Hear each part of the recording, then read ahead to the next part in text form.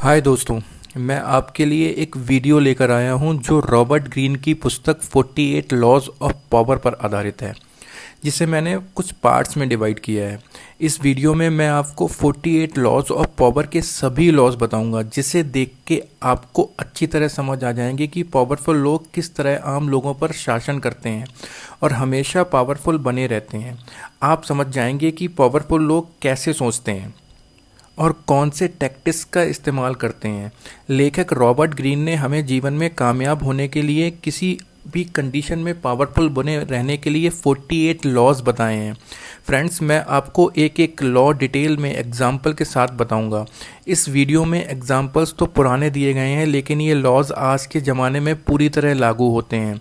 Examples को देखकर आपको लगेगा कि ये लॉज कुछ अनैतिक हैं, लेकिन अनैतिक लोगों के साथ अनैतिकता से निपटना पड़ता है। महाभारत में श्री कृष्ण ने अर्जुन से कहा था कि धर्म की रक्षा के लिए उसे कौरवों से लड़ना पड़ेगा। धर्म की रक्षा के लिए महाभारत में युधिष्ठिर को भी बोलना पड़ा था। फ्रेंड्स, मुझे पूरा यकीन है कि इस वीडियो को देखने के बाद आप बहुत कुछ चीज़ सीखेंगे और इन सभी लॉज को प्रैक्टिकली फॉलो कर सकेंगे। सो फ्रेंड्स, चलिए शुरू करते हैं पहले लॉ से। लॉ फर्स्ट इज, अपने बॉस को कभी अपना टैलेंट और स्मार्टनेस ना दिखाएं। दोस्तों, अपने बॉस को या अपने से ऊपर वालों को ये बताएं कि वो हमेशा आपसे बेहतर हैं। उन्हें खुश या प्रभावित करने के लिए अपने हुनर को बहुत अधिक प्रदर्शित ना करें, क्योंकि ऐसा करने से वे आपको नुकसान पहुंचा सकते हैं। आपके हुनर और काबिलियत से उनमें डर और असुरक्षा उत्पन्न हो सकती है। पहला लॉ समझाने के लिए लेखक रॉबर्ट ग्रीन ने हमें फ्रांस के राजा लुईस 14 का उदाहरण दिया है। दोस्तों, मैं आपको बताना चाहूँगा कि लुईस 14 17वीं शताब्दी में फ्रांस के एक राजा थे। उनका एक फाइनेंस मिनिस्टर था, निकोला फोर्ट, जिसने राजा को इम्प्रेस करने के चक्कर में एक बहुत शानदार पार्टी आयोजित की, जिस पर उसने बहुत खर्च किया। लुईस 14 ने उसे सरकारी खजाना ज़्यादा खर्च करने के जुर्म में जेल में डाल दिया। राजा को इम्प्रेस करने के चक्कर में निकोला फोर्ट को अपनी बाकी की ज़िंदगी जेल में बितानी पड़ी। अपने मास्टर्स को सदा ये महसूस कराएं कि वो आपसे बेहतर और प्रतिभाशाली हैं, और इस तरह आप कामयाबी की ऊंचाइयों को हासिल करेंगे। दोस्तों, लॉ सेकंड, दोस्तों पर अधिक विश्वास ना करें, शत्रुओं का इस्तेमाल करना सीखें। अपने दोस्तों से बचकर रहें, क्योंकि वो आपको कभी भी धोखा दे सकते हैं। दोस्त आसानी से ईर्ष्या से भर जाते हैं। आपको आगे बढ़ता देखकर वो बिगड़ सकते हैं और अत्याचारी बन सकते हैं। बाइंटाइन राज्य के राजा माइकल थर्ड को बिसुलस द्वारा मौत के मुंह से बचाया गया था। इसके बदले में माइकल ने बिसुलस को बहुत सारे गिफ्ट और पैसे दिए। बिसलुस की ताकत और बहादुरी देखकर राजा माइकल बहुत प्रभावित हुए और उन्होंने बिसलुस को घोड़ों के प्रशिक्षण से अस्तबल का मुखिया बना दिया। बिसलुस और बैजेटाइन के सबसे अच्छे स्कूल में ट्रेनिंग दी गई। उसे एक सभ्य और पढ़ा लिखा इंसान बनाया गया। बिसलुस ज़्यादा अथॉरिटी और पावर चाहता था, इसलिए उसने माइकल को मार दिया। दरअसल आपको अपने शत्रुओं से ज़्यादा अपने दोस्तों से डरने की ज़रूरत है। किसी पर विश्वास करने से पहले 100 बार सोचें, क्योंकि लोग खुदगर्ज हैं और हमेशा कुछ न कुछ चाहते हैं। अपने पुराने प्रतियोगी दोस्तों की तुलना में ज़्यादा अच्छे और वफादार दोस्त बन सकते हैं। थर्ड लॉ, अपने उद्देश्यों को छुपाएं। लोगों को अपने काम के इरादे कभी ना बताएं। आपके काम के पीछे आपका क्या उद्देश्य है, किसी से ना बताएं। आप हमेशा अपने इरादे लोगों से छुपा कर रखें। हम अक्सर अपने गोल्स दूसरों को बता देते हैं, जिसका फ़ायदा लोग उठा सकते हैं और अपने अगेंस्ट कोई प्लान बना सकते हैं। मॉर्क्यूस डे सेवेने ने एक लेडी से प्यार करते थे, जिसने सामने उन्होंने अपनी सारी फीलिंग्स बता दी, और नतीजा यह हुआ कि उस लेडी का मॉर्क्यूस में कोई इंटरेस्ट नहीं रहा। क्या आप चाहते हैं कि क्या करने वाले हैं किसी से ना बताएं? अपनी जुबान पर नियंत्रण रखने के लिए आपको मेहनत करनी होगी और लगातार अभ्यास करना होगा। दोस्तों, समझदारी इसी में है कि आप लोगों से वही कहें जो वह सुनना चाहते हैं। लॉ 4 इज, कोशिश करें कि आप कम से कम बोलें। आप हमेशा कोशिश करें कि कम से कम बोलें, क्योंकि कम बोलने से लोग आपकी बात ज़्यादा सुनेंगे और अपने बारे में ज़्यादा बताएंगे। इससे आपको लोगों के बारे में जानकारी मिलेगी और उनकी सारी कमजोरियां पता चलेंगी, जिसका इस्तेमाल बाद में आप उनके खिलाफ कर सकते हैं। जब आप लोगों को अपने शब्दों से प्रभावित करने की कोशिश करते हैं, तो आप जितना ज़्यादा बोलते हैं उतने ही आप साधारण लगते हैं। इस लॉ का उदाहरण है प्राचीन रोम का एक योद्धा और नेता कैकियस मार्कस कोलोनीस, जिसने रोम के लिए बहुत बार जंग लड़ी। कोरोलिस उस समय का हीरो था, लोग उसे दिल से चाहते थे। कोरोलिस ने 17 साल मिलिट्री में काम किया, उसके बाद राजनीति में कदम रखा। उस समय रोम में जनतंत्र था और वह चुनाव लड़ने की तैयारी कर रहा था। वह भाषण में बहुत बोलता था और अपनी वीरता और देशभक्ति दिखाने के लिए जंग के किस्से सुनाता था।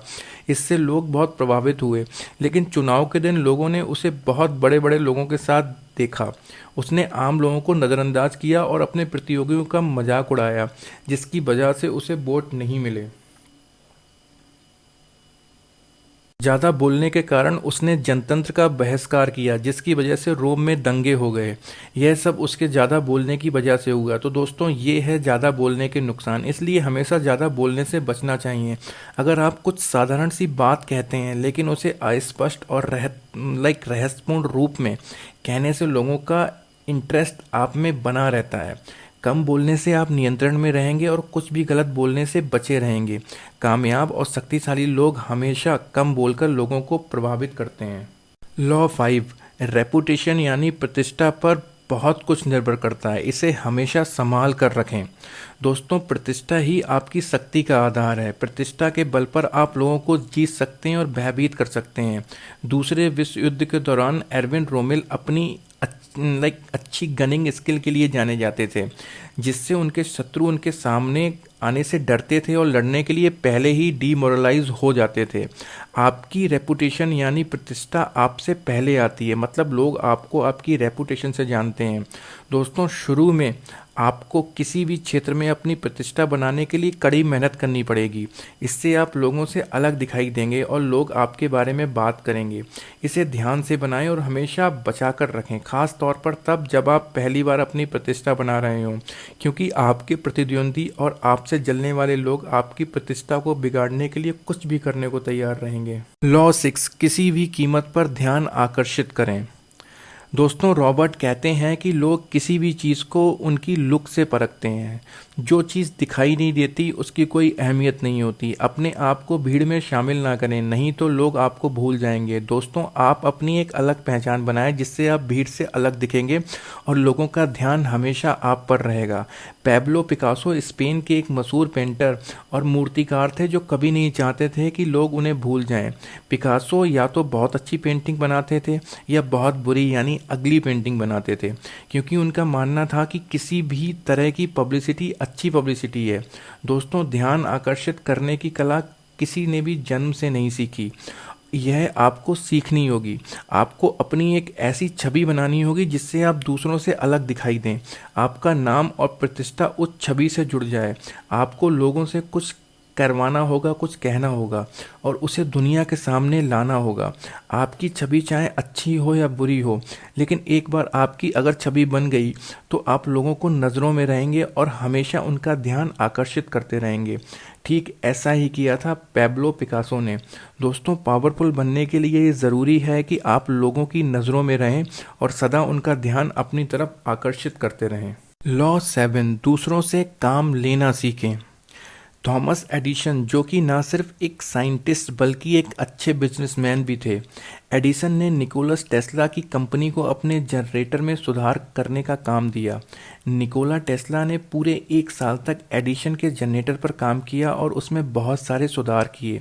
निकोला टेस्ला के काम का सारा क्रेडिट एडिसन की कंपनी को मिला। एडिसन ने यह काम करने के लिए निकोला टेस्ला को $50,000 देने का वादा किया, लेकिन उन्हें पूरे पैसे नहीं दिए गए, ना ही उन्हें अपने काम का कोई क्रेडिट मिला। टेस्ला ने रेडियो भी बनाया था, लेकिन रेडियो बनाने का सारा क्रेडिट मार्कोनी को मिला। टेस्ला ने ऐसे बहुत सारे आविष्कार किए और वैज्ञानिक तौर पर यह काम किए, लेकिन उन्हें उस कार्यों का क्रेडिट कभी नहीं मिला, ना ही उन्हें अपने किसी कार्य के पूरे पैसे मिले। निकोला टेस्ला की कहानी से हमें पता चलता है कि हमें क्या करना चाहिए और क्या नहीं। शक्तिशाली बनने के लिए यह ज़रूरी है कि आप दूसरों से काम लेना सीखें और ऐसे लोग को हायर करें जो आपका काम जानते हों। आप नहीं कर सकते अगर ऐसा नहीं होगा तो। लॉ 8, दूसरों को अपनी तरफ लाने का प्लान बनाएं। ज़रूरत पड़ने पर बैट यानी चारे का इस्तेमाल करें। जब आप किसी व्यक्ति को कोई काम करने के लिए फोर्स करते हैं तो नियंत्रण आपके हाथ में होता है।